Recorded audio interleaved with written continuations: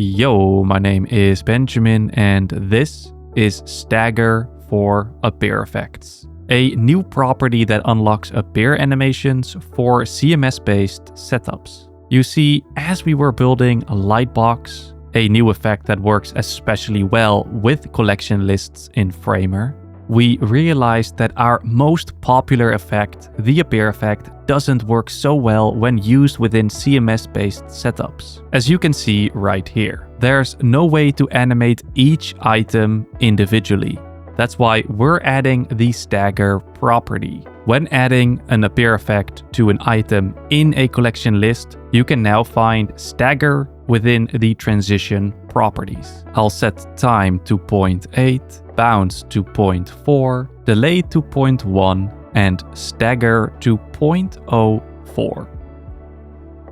And now when I refresh a few times, you can see that each individual image animates in gently, with a small delay in between. So, to clarify, delay is for the initial delay, the starting delay of the entire animation. And stagger is for the delay per item, for each item in your collection list. And adding this to other layers in a collection list is as easy as copy and pasting it, as we can right-click on the effects header to paste it onto our text layer.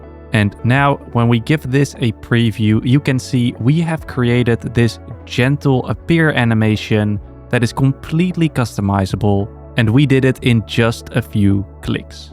This also unlocks new interactions and animations when dealing with CMS pagination.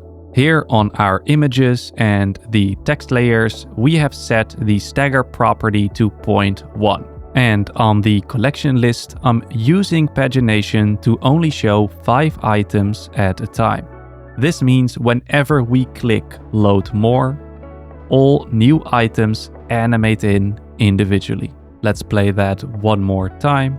So this release brings new animation capabilities for CMS-driven layouts. That's Stagger in appear effects.